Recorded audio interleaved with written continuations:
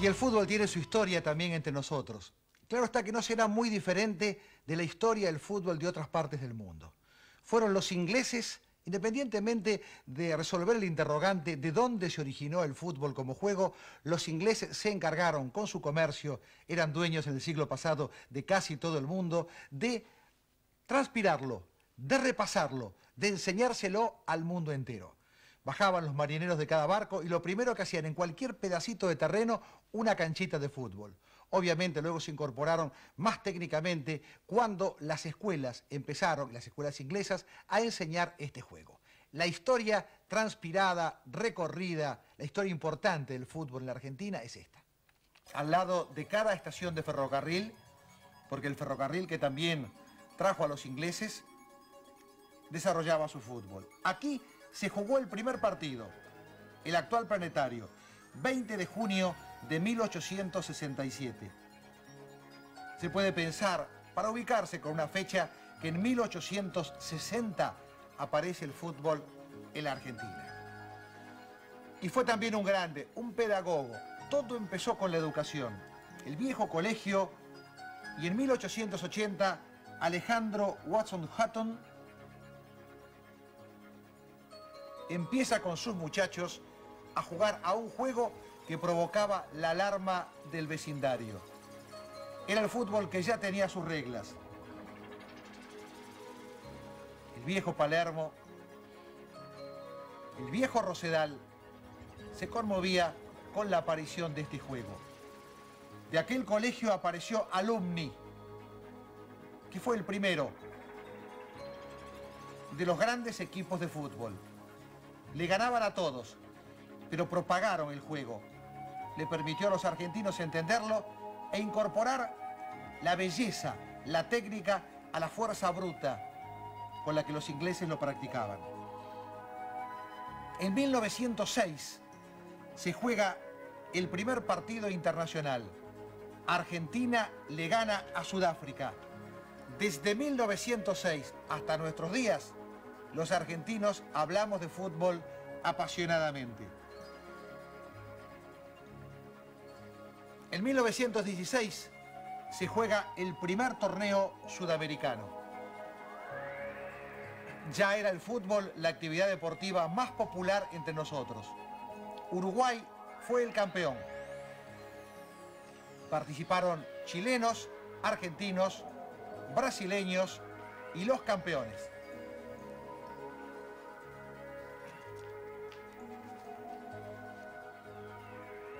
Y así empezaron a surgir los equipos de fútbol en la Argentina. Ya fue a principios de siglo, desde su origen mismo, el deporte más popular. No solamente lo jugaron los ingleses, y el fútbol se hizo importante. La gira de la década del 20 de Boca, que fue impresionante por toda Europa. Mostró un fútbol que los europeos no entendían. Tenía belleza, tenía calidad, tenía capacidad. No era solamente fuerza y mucho menos brutalidad.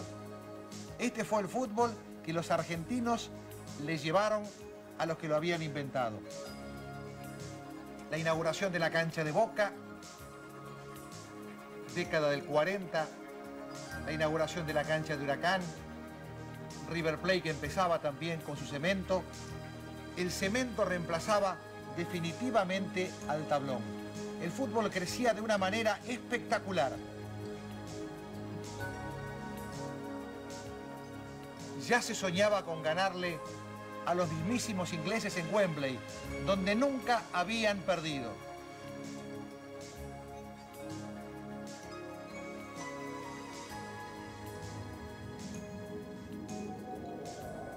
Mario Boyé apareció conformando una línea de ataque con Méndez, Bravo, Labruna y Lustó, con que los argentinos se le animaron en Wembley a los mismísimos ingleses. La Argentina perdió por 2-1. Ruggilo fue la gran figura. Y Mario Boyé recuerda aquel encuentro, Pacha Iacono, el capitán del equipo argentino, de esta manera. Giacono otro petizo, Faina otro petizo y Pesia otro petizo. adelante Boye grandote, mente petizo, Bravo bien, La Bruna discreto y Lustó pequeño pero muy bueno. Bueno, a los, no me acuerdo ni a cuántos minutos fue, en el primer tiempo fue rápido. Se corre la única combinación, La Bruna tira al centro, de cabeza hago el primer gol y empieza el dominio de los ingleses. Era un día nublado.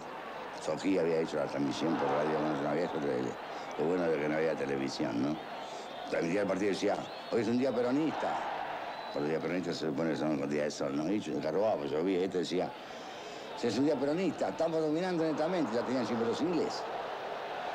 Porque la verdad que empezó el dominio de él intensamente, nos fuimos defendiendo. Bueno, teníamos el tiempo 1-0, faltaban 7 minutos, seguíamos ganando 1-0, nos empatan. Después de córner, Rocío hace una atacada espectacular para hacer tiempo, la tira afuera. De ese córner se produce un gol, cabeceó un centro delantero y hay un inside parado al lado del poste, era offside. El que la mete, el refiere al gol. Lo corrimos al inglés, no hubo caso. Bueno, ahí perdimos 2-1. Acá se festejó mucho porque se consideraba que era una hazaña haber perdido de esa manera contra los ingleses y estando en tierra extraña y por primera vez enfrentando a ellos, ¿verdad? Algunos años más tarde, la Argentina se daría el gusto de ganar a Inglaterra en la cancha de River. Estas son las imágenes que muchos recordarán, que tienen que ver con un fútbol que llenó la década del 40 y los primeros años de la década del 50. Algunas imágenes tradicionales, la clásica camiseta de Newell's Old Boys y el tiempo de Severino Varela con su boina, la máquina de River Plate, la delantera de Boca, ya el alambrado, Farro, Pontoni y Martino, y los ingleses que llegaron a dirigir porque era tal el conflicto que se generaba en cada partido de fútbol que se intentó corregir esto con los ingleses. Nos vamos a ocupar de una página muy importante del mundo del boxeo. Cuando regresemos, Monzón Benvenuti.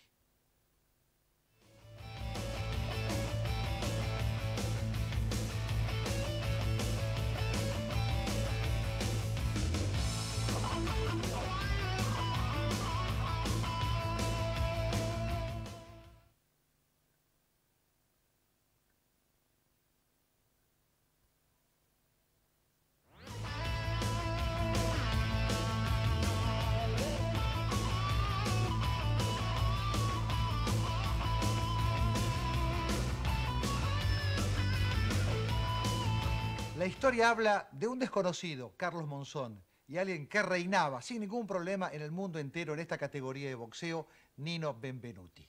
Monzón fue simplemente para hacer un escalón más en la carrera impresionante de un campeón que no se discutía como Nino Benvenuti. Sin embargo, la potencia, el temperamento, el talento de campeón mundial de Carlos Monzón le dio vuelta a la historia. La imagen es el frío de la costanera sur. Ahí está Carlos Monzón, acompañado de Brusa, un desconocido. El destino le había colocado la oportunidad de enfrentar a Nino Benvenuti en Roma. El campeón mundial, el italiano, era ampliamente favorito. Sin embargo, se sorprendió. Se encontró ante la potencia de este desconocido. Con hambre de gloria, con hambre de posición económica. El boxeo, en definitiva, sirve para eso. Salió a pelearle desde el primer momento con toda la guapesa que caracterizó siempre el boxeo de Carlos Monzón. Benvenuti, los técnicos lo definían como un hombre mucho más técnico, de una línea ortodoxa, mucho más clásico para entender estas cosas del boxeo. Sin embargo, tanta técnica se vio superada por la potencia casi demoledora de ese golpe de izquierda como para acomodarlo y la derecha para terminar. Ante la sorpresa del mundo, un desconocido argentino, Carlos Monzón, en Roma, en la patria del campeón del mundo, le ganaba a Nino Benvenuti. acompañado por Cacho Steinberg, Carlos Monzón es el nuevo campeón del mundo. Ya tiene más gente que lo acompañe, ya empieza a ser conocido. El ring de la esquina del Luna Park, el tradicional, está viendo uno de los últimos entrenamientos. Ya estamos en 1971 y tiene que darle la revancha a Nino Benvenuti. Será en Montecarlo. Ya empieza a dejar de ser el desconocido. El peinado de la época, los cuidados y empiezan a aparecer los amigos del campeón.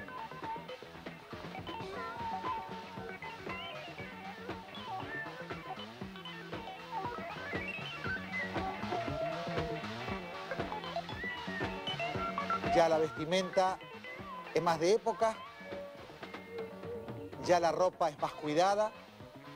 No obstante, todavía no habían aparecido ni los autos ni el lujo. No lo esperaban a la salida ni choferes ni sus autos particulares. Pero Monzón soñaba con Benvenuti. Iba a ser el segundo escalón. El campeón todavía tenía pocos amigos. Un humilde Siam di tela, un taxi de la época, lo para y ahí se va el campeón. Lo está esperando en Montecarlo Nino Benvenuti para la revancha. El querido Horacio García Blanco y el recordado José María Muñoz nos harán el recuerdo de esta pelea. Fue en Montecarlo. Fue un buen combate de Monzón.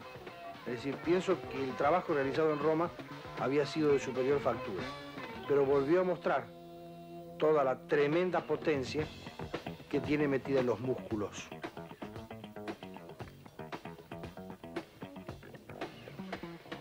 Para los críticos italianos, Nino Benvenuti no debió haber hecho este combate, y lo dijeron antes, muchos de ellos antes de que ocurriera, de que sucediera. Pero el orgullo, fundamentalmente el orgullo de Nino, de no verse así, derruido, lo llevó a esta segunda confrontación, que fue el final para su carrera. Ahí está. Monzón retrocediendo, buscando el sustento sin la mano izquierda, pero permitiéndole a Nino Benvenuti tener el espacio necesario para desplazar su mayor velocidad. Y entonces se complicaron.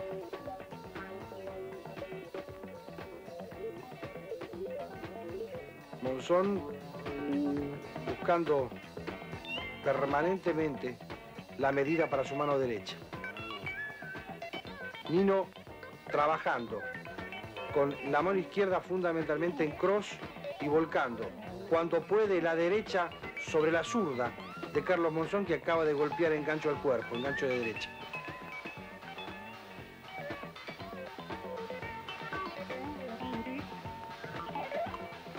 Nino estaba flexible, estaba ágil, pero no tenía envergadura física como para aguantar la potencia de Monzón.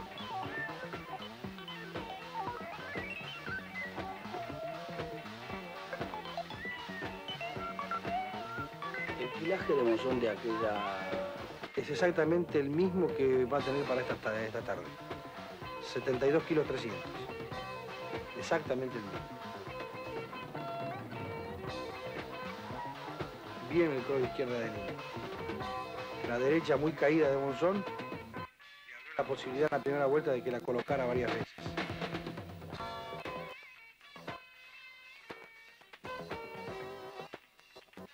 Con preeminencia de Benvenuti en el dominio de la zona central del ring, es decir, manejando el ritmo, la dinámica de la pelea en la medida que más a él le convenía. Se enojó Monzón. Y se enojó Benvenuti. Estuvieron permanentemente enojados.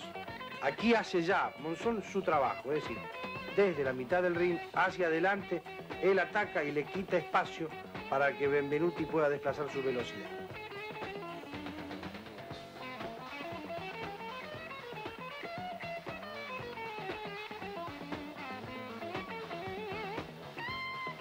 Ya está más confiado, más seguro Monzón en lo suyo.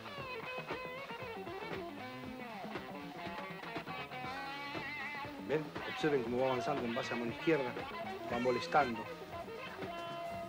García Blanco, el público en ese instante estaba muy a favor de Benvenuti. A favor de Benvenuti, sí. A favor de Benvenuti.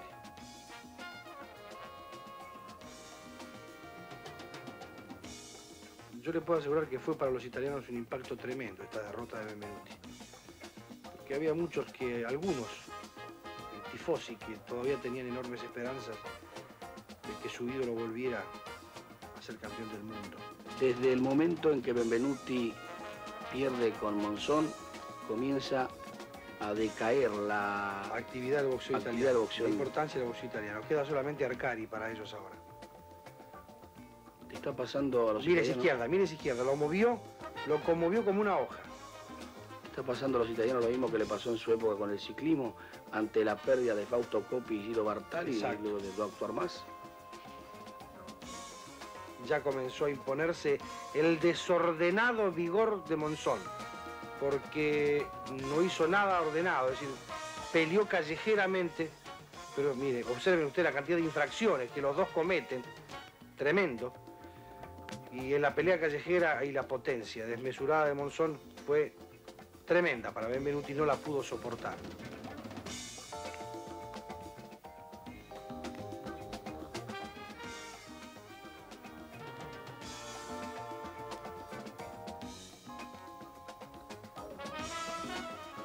Me dio la sensación de ser un alfeñique ante un gigante por momentos. Cada mano que llegaba de Monzón realmente le hacía muchísimo daño a Benvenuti. Que además azorado no encontraba en sus recursos técnicos la posibilidad de salir de ese asedio callejero, pero indudablemente tremendo del santafesino. Que no pegó manos muy netas, salvo esa izquierda, por ejemplo, ahora buena en cross, no tuvo golpes realmente de factura neta, perfecta.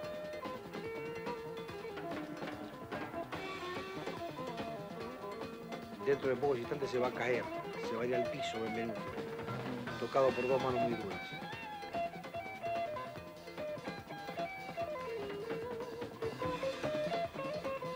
Ahí está. Primero fue un gancho de izquierda por dentro y luego un derechazo en la nuca, en cualquier lado, cuando se había dado vuelta Benvenuti.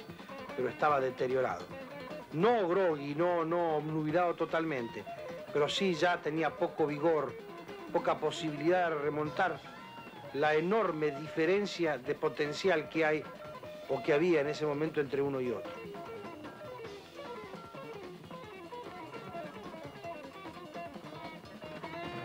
Vamos a la definición del combate. Bruno Amadusi me dijo después que entendía que no había ningún motivo para continuar cuando él tiró la toalla, porque no tenía ni siquiera la chance de un golpe Benvenuti. Y haberlo hecho seguir frente, así fue su expresión, a un boxeador de otro planeta en cuanto a potencia como Monzón, sería realmente inhumano e injusto, y él no quería llevar en su conciencia el remordimiento de una paliza que quizá hubiera dejado estragos en Benvenuti. Pese a que muchos lo criticaron por esa toalla. Si no estaba totalmente groggy, es decir, totalmente acabado, pero indudablemente no tenía más chances.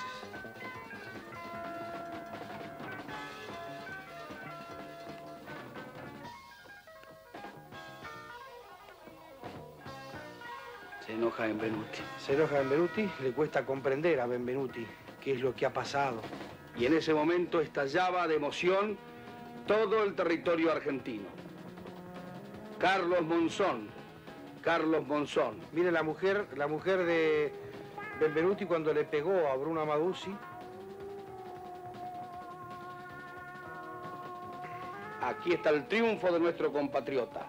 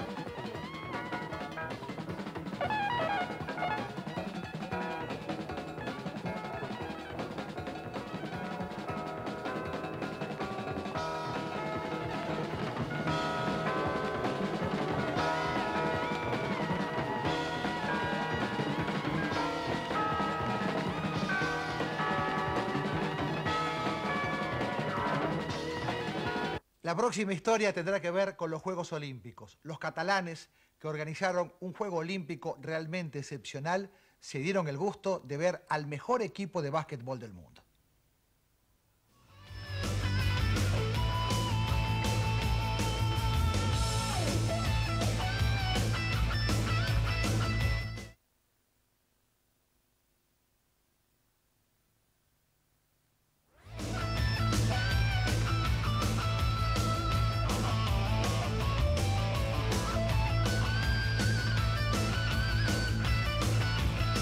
No había ocurrido nunca. Barcelona organizó, me parece, los mejores Juegos Olímpicos, porque junto con la tecnología de hoy, y fue realmente magnífica en todo su desarrollo, los catalanes le incorporaron el sentido humano, el sentido afectivo. Toda Cataluña se reunió alrededor de los barceloneses para que los Juegos Olímpicos fuesen realmente una imagen de lo que era la cultura española y fundamentalmente para ellos, tan nacionalistas, la cultura catalana. Y se dieron un gusto. El team soñado, el Dream Team. Nunca el mundo había podido encontrarse con una selección de tantos talentos. Es que la NBA no participó jamás de las selecciones norteamericanas. Los americanos ganaron en básquetbol todo en el mundo, pero nunca habían participado con la selección de la NBA. El fenómeno fue en Barcelona 92.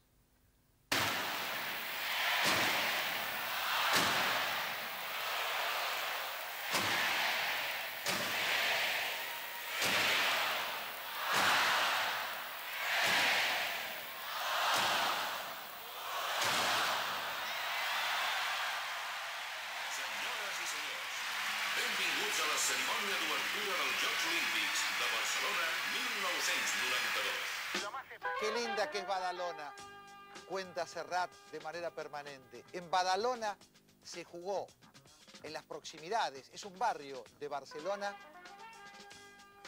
el torneo más importante de básquetbol. Debutaron los norteamericanos del Dream Team frente a Angola. Marcaron más de 100 puntos.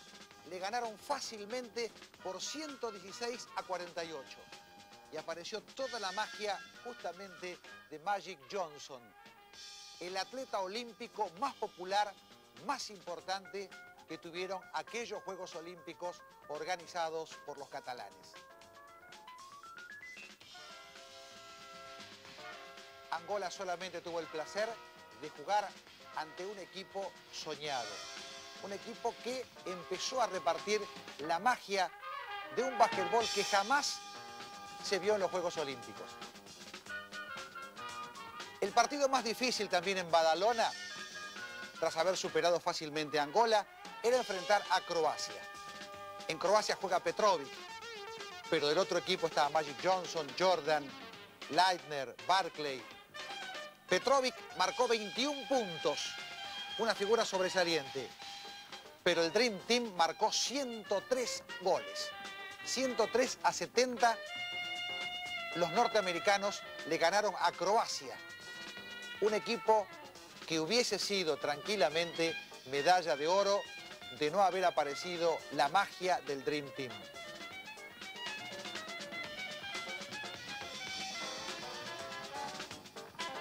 Ganando rebotes, tirando desde afuera, pero con un enorme sentido deportivo. Jamás se burlaron del contrario. Tramo final de su segundo partido. Le ganaron a los croatas.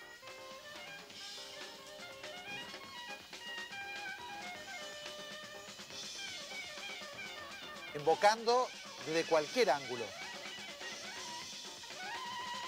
Los 21 puntos de Petrovic forman parte ya de la historia del básquetbol. No le alcanzaron a Croacia, pero sirvieron para mostrar el buen nivel de ese país en este juego. Frente al Dream Team no se podía.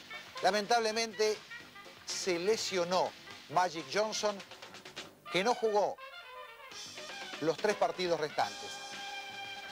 Contra Brasil le ganan 127 a 83.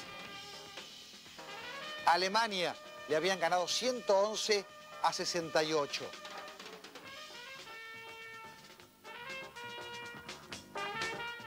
Alemania que un par de años después lograría el campeonato europeo, debió inclinarse ante el Dream Team. Lo mismo le ocurrió a Brasil. En todos los partidos superando los 100 puntos. El próximo rival será Puerto Rico. Se produce la vuelta de Magic Johnson y con él todo el poderío del equipo soñado. A Puerto Rico le ganan en la primera parte 67-40.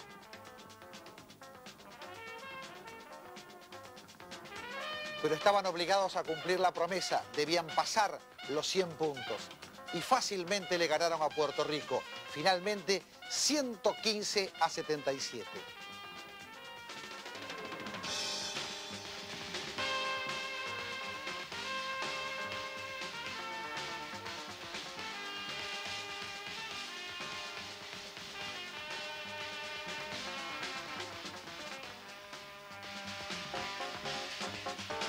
En semifinales se enfrentan con Lituania.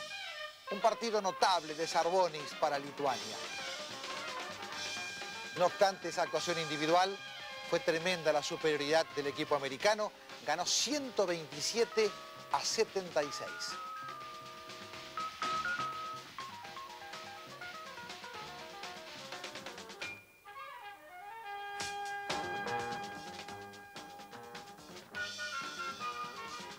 Y así Magic Johnson, Jordan, Leitner, Barkley, un sueño